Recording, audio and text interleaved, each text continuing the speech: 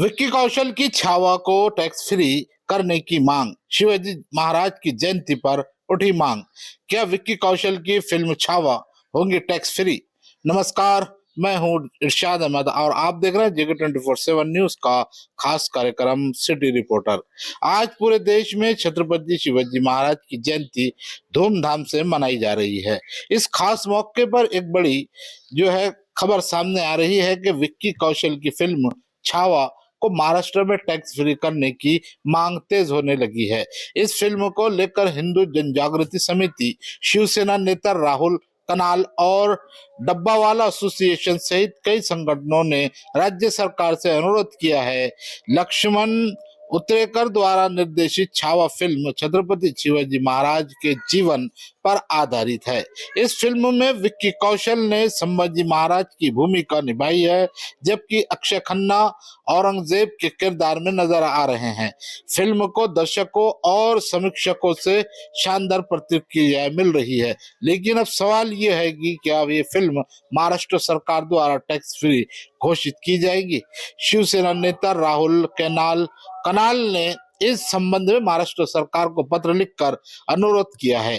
उन्होंने कहा कि ये फिल्म संभाजी महाराज की वीरता और बलिदान को जनमन तन तक पहुंचाने का एक बेहतरीन माध्यम है। ये सिर्फ एक फिल्म नहीं बल्कि इतिहास की गाथा है। अगर ये फिल्म टैक्स फ्री होती है तो इसे ज्यादा से ज्यादा युवा देख सकेंगे और संभाजी महाराज के शौर्य से प्रेरित हो सकेंगे। डब्बावाला एसोसिएशन ने भी अपनी प्रतिक्रिया दी है। हमें उम्मीद है कि सरकार इस फिल्म को कर मुक्त कर देगी। इसके अलावा फेडरेशन ऑफ वेस्टर्न इंडिया सिने ने भी इस मांग का समर्थन किया है। उनका कहना है कि इस फिल्म में संभाजी महाराज के बलिदान और बहादुरी को बेहद शानदार तरीके से दिखाया गया है। महाराष्ट्र सरकार इस पर क्या निर्णय लेती है, ये देखने वाली बात होगी। तो क्या महाराष्ट्र सरकार छावा को टैक्स फ्री करेगी? ये सवाल हर किसी के मन में है। आने वाले दिनों में इसमें खास तौर पर इस पर क्या फैसला होता है, इस पर सभी की निगाहें लगी है। ये देखना दिलचस्प होगा। कैमरा पर्सन बाकिर अंसारी के साथ मैं इरशाद अहमद, जेके 24/7 न्यूज, मुंबई।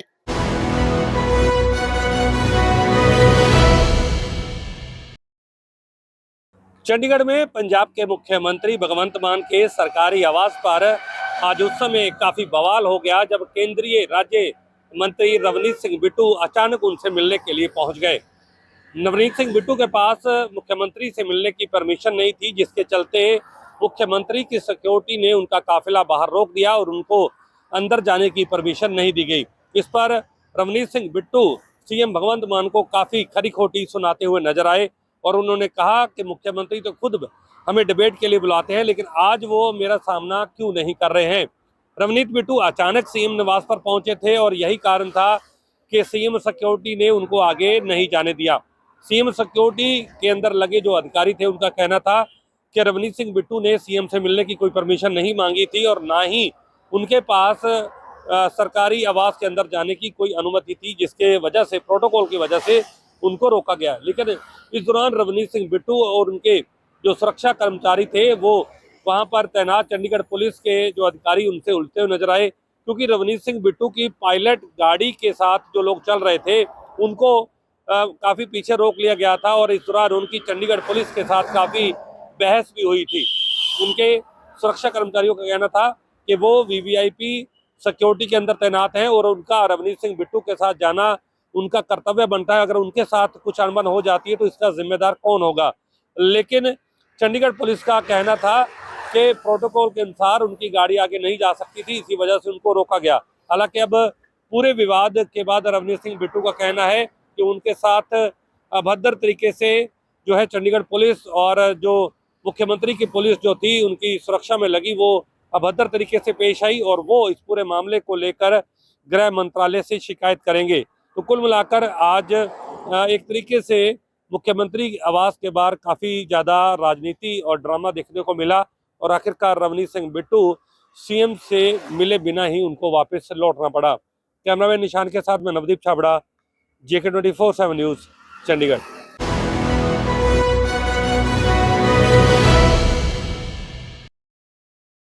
छत्तीसगढ़ की शायद सरकार हमेशा जनता के हित में बड़े बड़े फैसले लेती है, फिर एक बार जो है छत्तीसगढ़ की शायद सरकार जो है व्यापारियों के हित में एक बड़ा फैसला जो है लेने जा रही है। आपको बता दें कि 24 घंटा जो है दुकान खोलने का निर्णय लिया है। आपको बता दें ये निर्णय इसलिए लिया है क्योंकि जो छोटे-छोटे व्यापारी हैं, जो व्यापार करते हैं, उनकी दुकानें जो है 24 घंटा जो है खुले, जिससे जो है उन पे जो है रेवेन्यू बढ़े, उसे कमाई बढ़े। इसको लेकर के सरकार ने जो है 24 घंटे जो दुकान खोलने का जो है निर्णय लिया है। इसको लेकर के उद्योग मंत्री जो है ने कहा है कि निश्चित ही ये सरकार का सराहनीय कदम है। इससे क्या होंगे, जो छोटे-छोटे व्यापारी है उनका जो है रेवेन्यू बढ़ेगा और उनको रोजगार मिलेगा। इन तमाम बातों को लेकर के तो चर्चा जरूर हो रही है, लेकिन दूसरी ओर 24 घंटा अगर दुकान अगर खुलती है तो दिक्कत ये हो जाता है लॉ एंड ऑर्डर की स्थिति। छत्तीसगढ़ में लगातार जो है कानून व्यवस्था की स्थिति जो है लगातार खराब होती है और खासकर रायपुर की हम बात करें तो आए दिन यहाँ चाकूबाजी जैसे घटनाएं घटती रहती है और कई बड़े वारदात यहाँ पर होती रहती है, गोली चलती है। तो अभी व्यवस्था पर ये सवाल उठ रहा है कि अगर 24 घंटे दुकान अगर खुली होंगी तो सुरक्षा भी एक बड़ा जिम्मा होगा। क्या सरकार जो है इसको लेकर के कोई बड़ा कदम उठाएगी? क्या नया कानून जो है सुरक्षा को लेकर के आएगी? ऐसे कई सवाल उठ रहे हैं। वही विपक्ष लगातार इस निर्णय को लेकर के सरकार को घेरे में ले रहे हैं। उनका कहना है कि सरकार कानून व्यवस्था संभाल नहीं पा रही है और 24 घंटे दुकान खोलने की बात कह रहे हैं। तो ऐसे में सुरक्षा की दृष्टि से सरकार के पास में क्या है? ऐसे कई सवाल खड़े हो रहे हैं। लेकिन देखना ये होगा, अगर छत्तीसगढ़ सरकार 24 घंटे अगर दुकान खुलती है तो कहीं ना कहीं छोटे मध्यवर्गीय परिवार के जो दुकानदार है उनको जरूर लाभ होगा। और सरकार कानून व्यवस्था को लेकर के क्या करती है ये तो देखने वाली बात होगी। कैमरामैन पिंटू देवांगन के साथ शंभू रहे, JK24 न्यूज, रायपुर।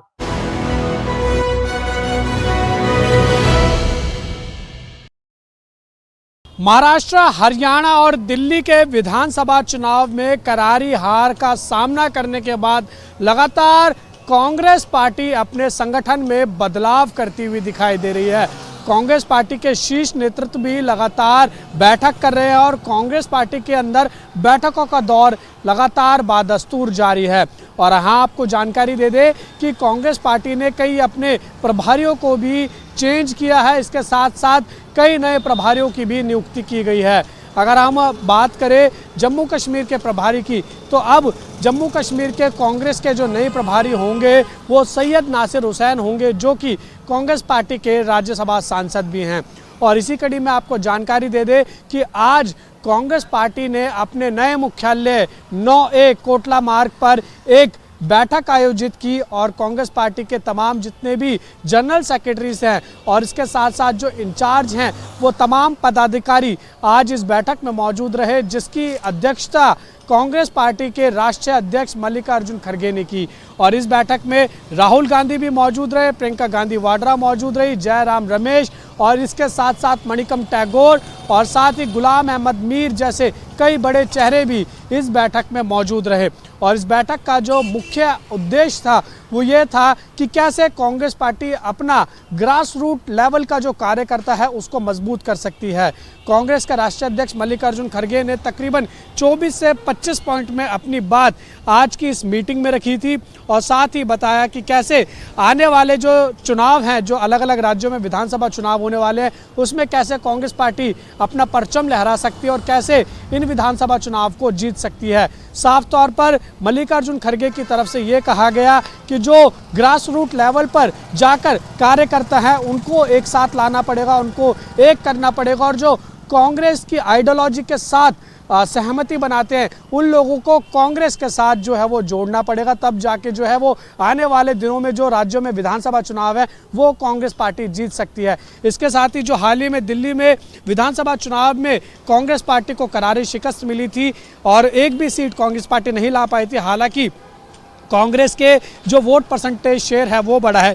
तो इस पर भी जो मल्लिकार्जुन खड़गे ने अपनी बात रखी और उन्होंने कहा कि कांग्रेस पार्टी ने बहुत अच्छा चुनाव लड़ा है, लेकिन ज़रूरत है कि और भी आगे जाकर एक कदम जो है वो कांग्रेस में दिल्ली के कार्यकर्ता ज़मीन स्तर पर काम करे। तो यानी कुल मिला के अगर आप देखेंगे तो कांग्रेस पार्टी की तरफ से लगातार ये जोर दिया जा रहा है कि ग्रास रूट लेवल पर जाकर कांग्रेस के कार्यकर्ताओं को काम करना है और बूथ लेवल पर जाकर जो है कांग्रेस पार्टी को मजबूत करना है, ताकि आने वाले दिनों में कांग्रेस पार्टी जो विधानसभा चुनाव होने वाले हैं उनको जीतने में पूरी अपनी सक्षम जो पूरी ताकत है वो लगा सके। वीडियो जर्नलिस्ट बलदेव के साथ उज्जवल कुमार, JK 24/7 न्यूज़, दिल्ली।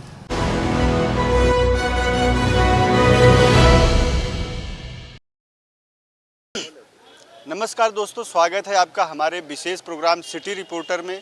और मैं देहरादून से धीरेन्द्र प्रताप सिंह आपके सामने हाजिर हूँ बड़ी खबर लेकर के। उत्तराखंड की आज की सबसे बड़ी खबर उत्तराखंड विधानसभा से निकली है। उत्तराखंड के मुख्यमंत्री पुष्कर सिंह धामी और उनकी कैबिनेट ने लंबे समय से चले आ रही मांग भू कानून को आज पारित कर दिया है। आज सुबह 9:30 बजे उत्तराखंड विधानसभा स्थित मुख्यमंत्री कार्यालय में हुई कैबिनेट की मीटिंग में उत्तराखंड की कैबिनेट ने उत्तराखंड के लिए नए भू कानून के मसौदे को मंजूरी दे दी है।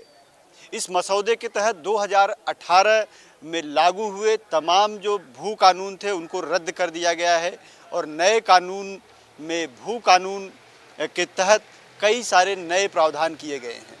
उत्तराखंड के ज़मीनों के संरक्षण के लिए, संस्कृति के बचाव के लिए, संस्कृति के संरक्षण के लिए और उत्तराखंड के जनता की लंबे समय से चली आ रही मांग को देखते हुए मुख्यमंत्री पुष्कर सिंह धामी ने इस भू कानून को अमली जामा पहनाया। मुख्यमंत्री ने कैबिनेट से इस भू कानून के मंजूरी के बाद लोगों से कहा कि उत्तराखंड के ज़मीनों के संरक्षण के लिए, सांस्कृतिक धरोहरों को बचाने के लिए भू कानून बहुत लंबे समय से मांगा जा रहा था, जिसको उनकी सरकार ने आज मंजूरी दे दी है। इसी सत्र में इस भू कानून को विधानसभा के पटल पे रखा जा सकता है और उसके बाद यहाँ से पारित होने के बाद बाकायदा कानून के तौर पे यह अमल में आ सकता है। मुख्यमंत्री ने कहा कि नए भू कानून के तहत उत्तराखंड के ज़मीनों को बचाने का प्रावधान किया जाएगा। इसके साथ ही उत्तराखंड की सांस्कृतिक धरोहर को संरक्षित करने का इसमें प्रावधान किया जाएगा। उन्होंने कहा कि उत्तराखंड की ज़मीनों को किसी को भी बंदरबाट नहीं करने दिया जाएगा और किसी भी भूमाफिया को यहाँ पनपने नहीं दिया जाएगा। इन्वेस्टर्स और इन्वेस्टमेंट को लेकर के सरकार सतर्क है, उनका इसमें हित देखा जाएगा, लेकिन किसी भी तरह से जिस उद्देश्य के लिए ज़मीन प्राप्त की जाती है उस उद्देश्य को नहीं पूरा करने पे उन ज़मीनों को जब्त कर लिया जाएगा और राज्य सरकार में निहित कर दिया जाएगा। उत्तराखंड भू कानून के मसौदे को कैबिनेट से पारित होने के बाद एक तरफ जहां इस कानून को लंबे समय से मांग लेकर के आंदोलन कर रहे लोगों में खुशी देखी गई है, वहीं प्रदेश की जनता में भी हर्ष है और निश्चित रूप से मुख्यमंत्री पुष्कर सिंह धामी को इसका आगे चल के सियासी लाभ भी मिलता हुआ दिखाई दे रहा है। कैमरा सहयोगी वीरेंद्र थपलियाल के साथ JK 24/7 के लिए देहरादून से धीरेन्द्र प्रताप सिंह।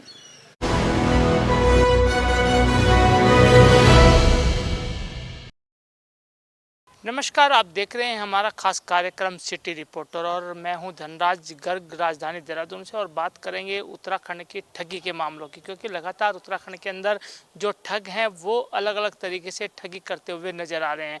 वहीं एक मामला राजधानी देहरादून से कहें या फिर कहा जाए कि हरिद्वार से निकलकर सामने आया है कि जहाँ पर बीजेपी के विधायक आदेश चौहान से अमित शाह का बेटा बनकर रंगदारी मांगने का मामला सामने आया है, जहाँ पर कहा जाए कि ठगों ने कई लोग विधायकों से रंगदारी मांगी है और उन्होंने साफ तौर पर मंत्री बनाने के नाम पर कहीं ना कहीं रंगदारी मांगी गई। और साफ तौर पर जो ठग हैं उन्होंने कहीं ना कहीं कहा है कि वो अमित शाह के बेटे बोल रहे हैं और उनके नाम पर कहीं ना कहीं ठगी के मामले सामने आ रहे हैं। लेकिन वही देखिएगा कि आज पुलिस प्रशासन ने कहीं ना कहीं इस मामले को गंभीरता से लिया और पुलिस ने 2 ठगों को गिरफ्तार कर लिया है, जिसमें से एक दिल्ली के अंदर से गिरफ्तार किया गया है और एक उधम सिंह नगर से गिरफ्तार किया गया। हालांकि अभी जो मास्टरमाइंड है वो अभी भी फरार चल रहा है, जिसके लिए पुलिस प्रशासन लगातार दबिशें दे रहा है और पुलिस प्रशासन का कहना है कि जल्द ही उसको भी गिरफ्तार कर सलाखों के पीछे पहुंचाया जाएगा।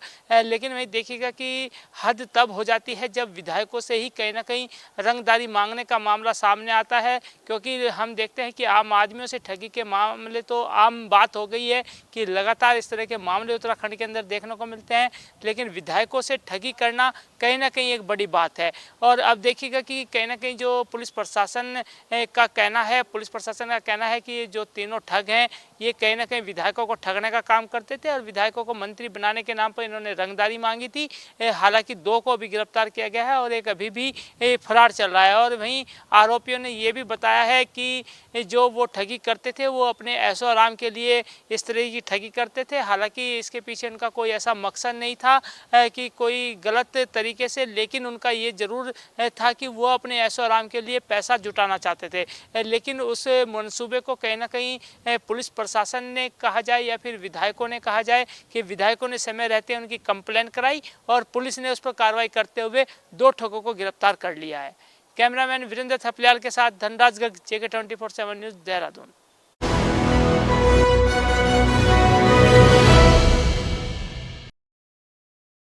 नमस्कार, मैं देव प्रकाश, आप देख रहे हैं सिटी रिपोर्टर।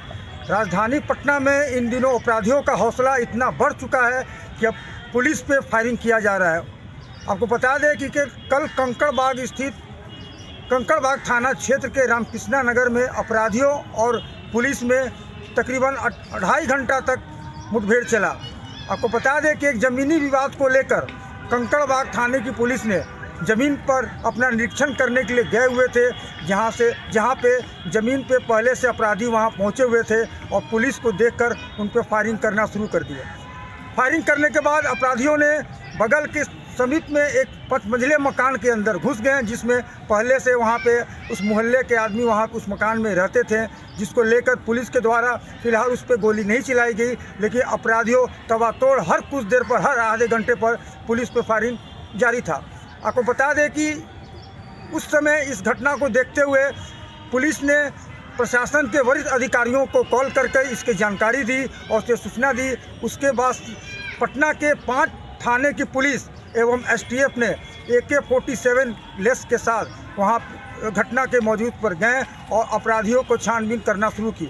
उसके बावजूद भी अपराधियों के द्वारा पुलिस पर गोली चलाई गई, लेकिन पुलिस ने, चूँकि अगल बगल मोहल्ले वासी थे, कॉलोनी था, मार्केट था, सभी दुकान बंद कराकर अपराधियों को सूचित किया गया कि तुम सरेंडर कर दो वरना जवाबी कार्रवाई पुलिस की तरफ से की जाएगी।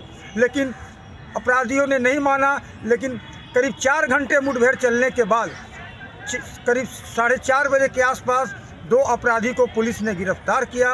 उसके बाद आधे घंटे बाद 4:30-5 बजे के आसपास 4 अपराधी को गिरफ्तार किया गया। पटना SSP ने बताया कि जो अपराधी आए हुए थे वो ज़मीनी विवाद को लेकर वहाँ पे झंझट पहले से चल रहा था, जिसको लेकर पुलिस वहाँ निरीक्षण करने पहुँची थी। अब पुलिस को देखकर अपराधियों ने पुलिस पर फायरिंग शुरू कर दी है। अब देखना होगा, जांच का विषय है, जांच होने के उपरांत पता चलेगा ये ज़मीनी विवाद है या कुछ और है। कैमरा पर्सन अजय के साथ देव प्रकाश, JK 24/7 न्यूज़, पटना।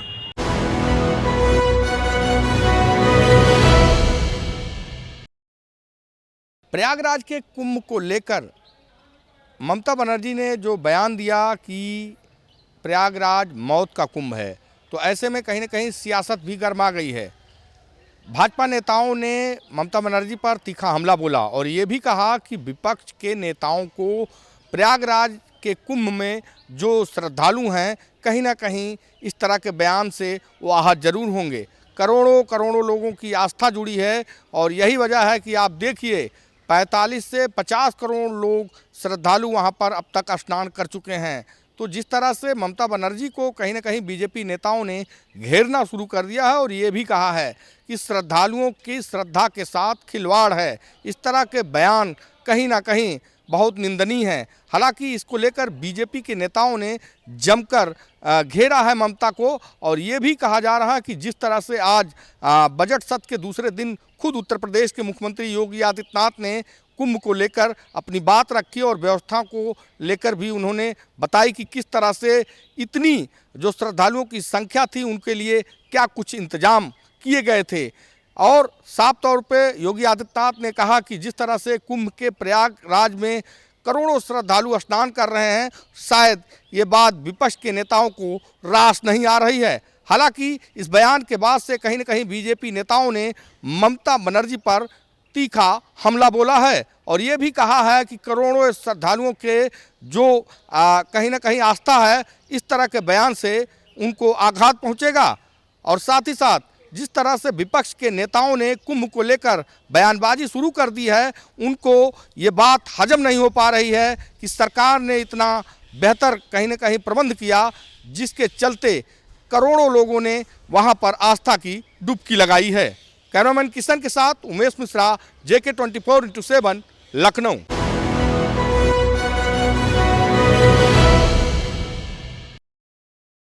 आज सिटी रिपोर्टर में अहम मुद्दा ये है कि आज मुख्यमंत्री ने गवर्नर के अभिभाषण का बिल्कुल सहयोग करते हुए, समर्थन करते हुए अपने संबोधन में कहा कि महाकुंभ जो आयोजन था वो अंतर्राष्ट्रीय आयोजन था, जिससे उत्तर प्रदेश की साख और भारत की संस्कृति यानी सनातन धर्म की संस्कृति का जो एक बखान हुआ है और उसका एक उजागर हुआ है, वो एक नज़ीर है, जिसको लेकर कहीं ना कहीं विपक्ष में खलबली है और मुसलसल कई नेता कुंभ को लेकर टिप्पणियां करते हुए नज़र आ रहे हैं, जो बिल्कुल ही गलत है।